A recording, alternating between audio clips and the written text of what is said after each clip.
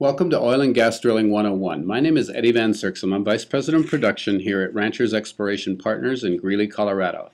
We've contracted Fort Drilling Rig Number 5 to drill our first well here in the Denver-Julesburg Basin near Eaton, Colorado. Here you are watching the rig derrick being erected on the first day on site. We will be drilling to a depth of approximately 7,500 feet to access both the Niobrara and the Codell formations for the production of oil and gas. The drilling process from moving on of the rig until well completion takes approximately 7 to 10 days. This is what's known as the doghouse up on the drill rig, and also you can see the geological lab trailer. This is known as the draw works up on the drill rig. It's powered by twin Caterpillar 475 horse diesel engines. This draw works will soon be replaced by a more modern Idaho 725H model.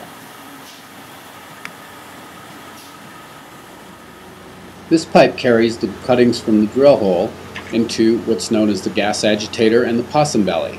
You can see at the top center of the screen there the gas sniffer, which senses for gas in the drilling mud. Here's the shaker table. This is where the geologists and the mud loggers pull their samples on a regular basis for testing for signs of oil and gas in the drilling mud. This shale shaker is also the first step in removing the larger particles from the drilling mud so that the water and the drilling mud can be recycled for reuse. Here we have the mud tank. On this particular drilling operation we use what is known as the Zico closed-loop water recycling system. It cleans and recycles all of the drilling mud for further use during the drilling operation. This is the second step in the mud cleaning process. This is a desilting unit. It removes all of the intermediate sized particles from the drilling mud. From there, the drilling mud moves through the centrifuges, which there are two on this unit, and they remove all of the fine particulate matters through a spinning process, resulting in clean and clear water for reuse during the drilling cycle. These are the water tanks used for storage for the drilling water. Here we have the Tioga heating unit. This provides hot air to keep all of the underside of the drill rig and the pipes and the drilling mud and everything else moving smoothly in cold weather. We have a 900 horse diesel Caterpillar engine which drives a PZ8 triplex mud pump. This mud pump will keep all of the drilling mud pressurized to about approximately 1,600 pounds per square inch during the drilling process.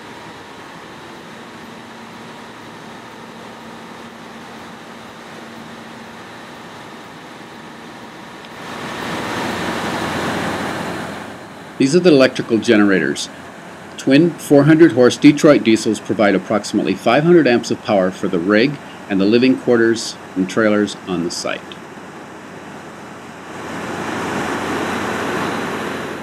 Here we have the main derrick. It stands about 130 feet tall from the ground to the crown and weighs in at about 350,000 pounds.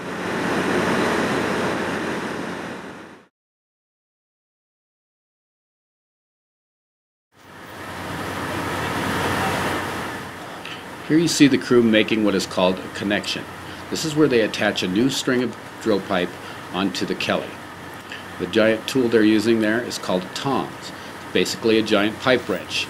They'll use this to securely fasten the new string of drill pipe onto the kelly.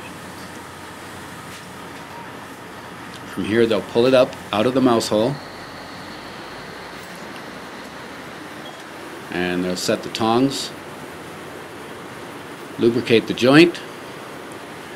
See the hand there getting the chain ready. You'll pour a little polymer here down the hole. This helps to lubricate, this goes in with the drilling mud, helps to lubricate the drill string, the tools a bit at the end of the drill string. And he's wrapping the chain. And they set the new section of pipe in. You'll throw the chain, as they say, spin the joint tight, securely tighten it with the tong once again,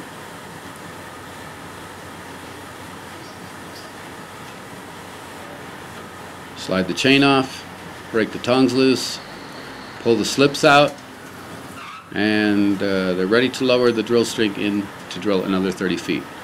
It's definitely hard work and dangerous work. These guys definitely earn their pay. You can see him getting the chain ready for the next. Here you can see the crew getting ready to pull up a new section of drill pipe. They'll set it into the mouse hole, drop it in, basically a staging point.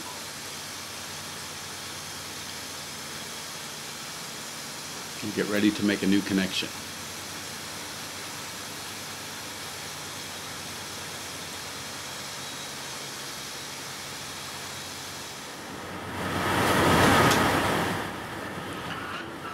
Now you'll see the crew getting the new section of pipe ready for the new connection. Here they're dropping the drill string down into the hole so we can proceed with another 30 feet of drilling.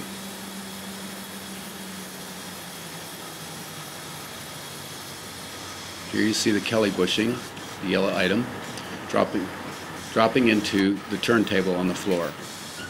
They'll jog the turntable to line up with the bushing so it drops into place. And we're turning to the right, as they say, off to drill another 30 feet.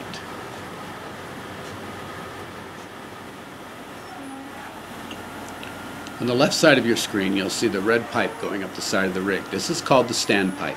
It carries the drilling mud from the mud pumps up the side of the rig, through the Kelly hose, which you see hanging, and then through the swivel, and then down through the Kelly, into the drill string, down to the bit, and then it comes back up the hole. Our driller, Chris, will now explain the Pason drilling data system.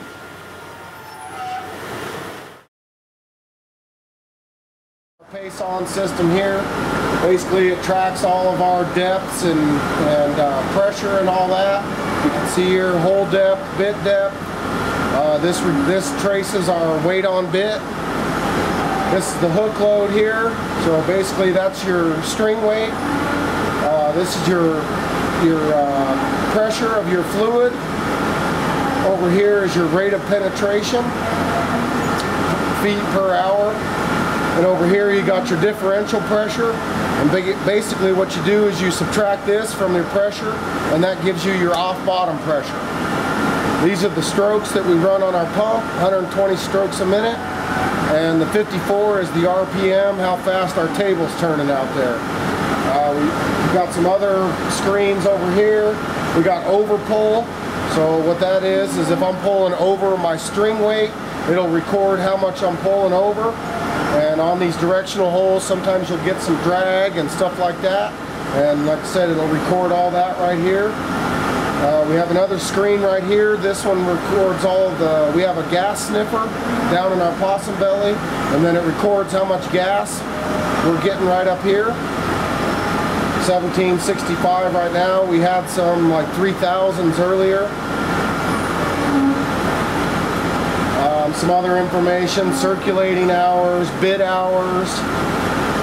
You scroll down here a little farther, it'll tell you like how many gallons per minute our pump is pumping.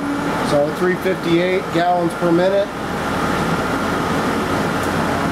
We have some other screens over here.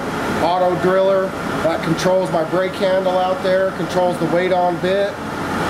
We got tower sheet, that's where all the employees, we record the hours, our timeline, basically all of the tasks that we've done for the day. Pipe tally, that just keeps track of all of our, how many joints we have in the hole, and then we keep a paper tally just to back that up.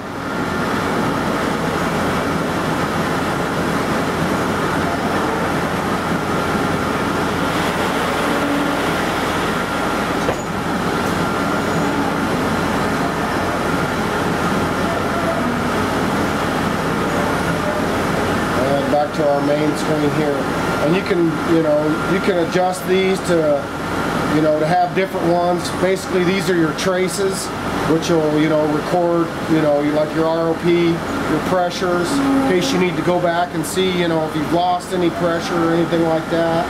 Hook load, you can touch the screen and it'll tell you exactly how much you were pulling or what the pressure was at that footage and at that time. That's kind of basically it.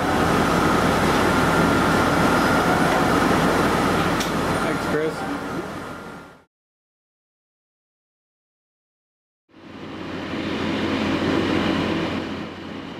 This is the well casing that's just been delivered to the site. There's approximately 4.5 truckloads, about 175 pieces of pipe. This is 4.5-inch steel casing, about 43 to 45 feet in length. It'll be run down the hole. Now that the drill pipe has been removed, this is what they call the long string. It'll be cemented into place with supporting collars at various intervals to keep the pipe in position.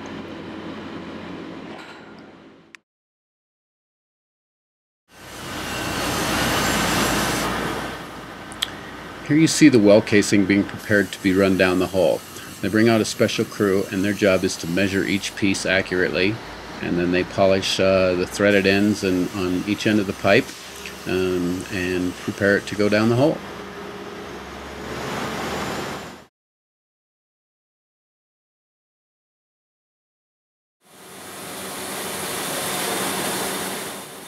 Here you see the crew inserting the well casing into the well hole.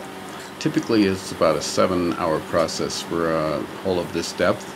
It takes about 3.5 hours to cement the well casing into place, and about 12 to 24 hours drying time for the concrete.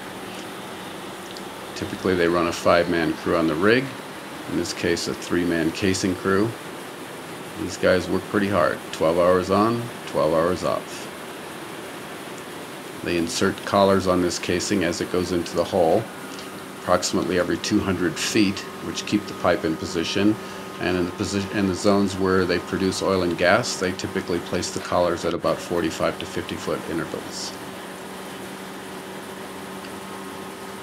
You can see them here using a set of power tongs to tighten each joint to a specific torque, and they maintain this throughout the entire length of the string. You can see them here, they'll pull the slips out of the floor, lower the entire 43 to 45 foot length of casing down into the hole, and then they reinsert the slips to prevent the pipe from falling in while they pull up another string of pipe and do it all over again. Here you can see the guys lubricating the joint for the threads for each section.